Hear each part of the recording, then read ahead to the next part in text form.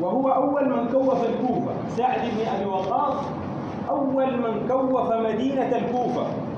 مدينة الكوفة كانت صقيعة ما فيها حاجة، جاب الجيش وعمل مدينة واللي هي مدينة الكوفة الموجودة إلى الآن. هو أول من كوف الكوفة سعد بن أبي وقاص، وكان بطل معركة المدائن، وقبلها جلولاء، معركة جلولاء كان هو بطلها.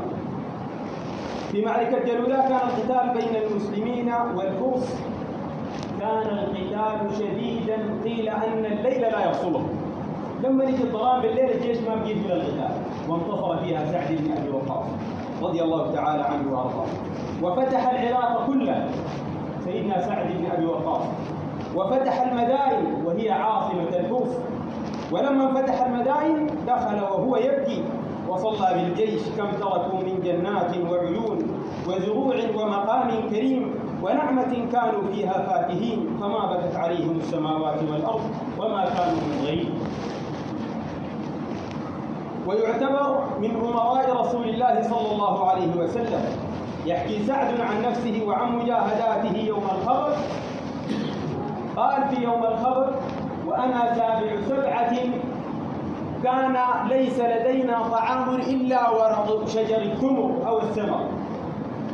قال من شدة الجوع بياكلوا صفق الشجر. قال: وكنا نخرج جافا كما تخرج العير حتى تشققت أشداقنا. سعد رضي الله عنه في يوم الخبر قال: كنا ناكل ورق الشجر لحد ما شلاليه بديت تقطع، وكنا نخرج جافا كما تخرج العير رضي الله تعالى عنه وأرضاه، لأنهم لا يجدون طعاما. ويعتبر سعد بن أبي وقاص من الصالحين. بات النبي صلى الله عليه وسلم، تقول السيدة عائشة رضي الله عنها في صحيح مسلم: بات النبي صلى الله عليه وسلم ذات يوم أهقا. كان في بداية الرسالة، وكان النبي صلى الله عليه وسلم يخاف أن يقتل وكذا، فبات في بيته وقال للسيدة عائشة رضي الله عنها بنت الصديق: وددت لو أن رجلا من الصالحين من أصحابي جاء ليحرسنا. قالت السيدة عائشة: فسمعت جلب بالخارج، فقلت: من؟ قال: سعد ابن أبي وقاص، جئت لأحرسك يا رسول الله هذه الليلة. النبي صلى الله عليه وسلم ما كلمه، بلاه من عنده سبحان الله. ويعتبر من الصالحين، لأن النبي صلى الله عليه وسلم قال: وددت لو أن واحدا من الصالحين من أصحابي جاء اليوم ليحرسنا. فلما جاء في الخارج قال: من؟ قال: سعد بن أبي وقاص، جئت يا رسول الله صلى الله عليه وسلم لأحرسك هذه الليلة. تقول أم الصديقة رضي الله عنها: فنام النبي صلى الله عليه وسلم نوما.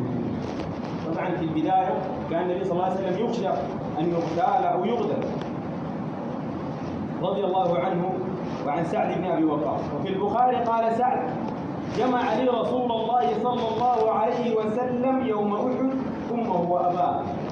قال: إني سعد فداك أمي وأبي. وهو أول من جمع له النبي صلى الله عليه وسلم بأمه وأباه. قال: إني سعد فداك أمي وأبي.